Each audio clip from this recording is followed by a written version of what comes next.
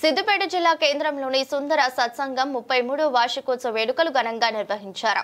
కార్యక్రమంలో భాగంగా శ్రీకృష్ణ దేవాలయంలో ప్రత్యేక పూజలు జరిపారు. కలశ స్థాపన, అభిషేకం, అర్చన, భజన కార్యక్రమాలు శాస్త్రోక్తంగా పూర్తి చేశారు. అనంతరం ఆలయ ప్రాంగణంలో ప్రసాద వితరణ కార్యక్రమం జరిగింది. కార్యక్రమంలో సిద్దిపేట మాజీ municipal chairman Rajanarsu, municipal cooption member Bachchu Sujatha Ramesh, సభ్యులు ఐతా కేదారినాథ్ పాల్గొని మాట్లాడారు. సిద్దిపేటలోని లాల్ కమాన్ వద్ద గల సుందర సత్సంగ భవనం సుమారు 32 సంవత్సరాలు జరుపుకొని ఇది 33వ సంవత్సరం పూర్వజన్మ సుకృతంగా భావిస్తూ సిద్దిపేటలో గల పౌరుల అండదండలతోటి ఎందరో ఆత్మీయులు, ఎందరో మహానుభావులు కొందరు కాలం చేసినారు. మరి ముఖ్యంగా ఈ ఆలయాన్ని నిర్మించుకోవాలంటే అప్పుడు ఎక్కువ భూములు ఉన్నా కానీ మంచి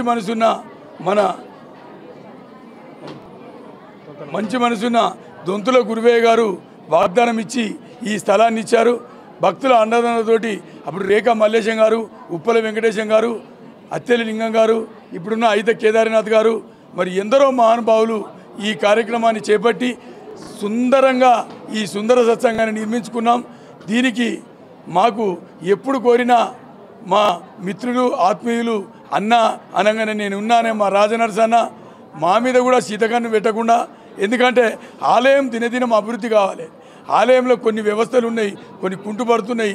వ్యక్తిగతంగా కూడా నేను ఒకసారి మీకు చెప్పిన, మరి మీరు మా మీద సహృదయంతో మాకున్న సమస్యలను పరిష్కరించాలి. అంటే ఇప్పుడు చెప్పుడు ముఖ్యం కాదు, భావ్యం కాదు. అన్న దొరికినప్పుడే, బాధలు ఉన్నప్పుడే తల్లి కనబడితే చెప్పన్నో వద్దాం అని చెప్పి అన్నీ చెప్పుకుంటాం. దయచేసి తప్పుగా అనుకోవద్దు. మరి ముఖ్యంగా ఇక్కడున్న ఆడపడుచులు కానీ, అన్నదమ్ములు కానీ 32 సంవత్సరాల నుంచి నవ్వుతో నా భవిష్యత్తు ఈ ఏరియాలో మన తెలంగాణలో సిద్దిపేట సుందర సత్సంగానికి ప్రత్యేకమైన గౌరవం ఉన్నది. ఆ గౌరవాన్ని మా మాటలతోటి, ఇక్కడున్న నాయకుల చేతలతోటి సిద్దిపేట అంటేనే ప్రఖ్యాతం అయింది. అటువంటి సిద్దిపేటలో పుట్టడం నిజంగా మన అదృష్టం.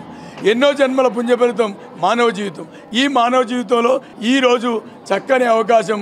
కృష్ణుడు పుట్టిండు, పిల్లగాడు పుడితేనే పోతాం. మరి శ్రీకృష్ణుడు పుట్టిండు, శ్రీకృష్ణుడు ఉద్భవించిండు.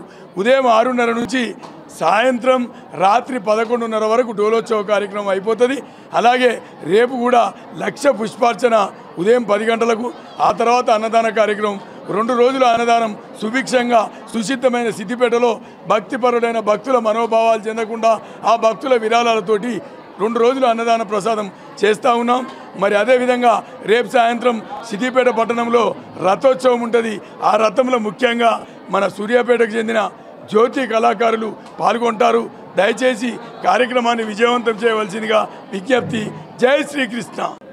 ఈరోజు సిద్దిపేట పట్టణంలో సత్సంగం ఆధ్వర్యంలో 33వ సంవత్సరం శ్రీకృష్ణ జన్మాష్టమి జరుపుకుంటున్నారు.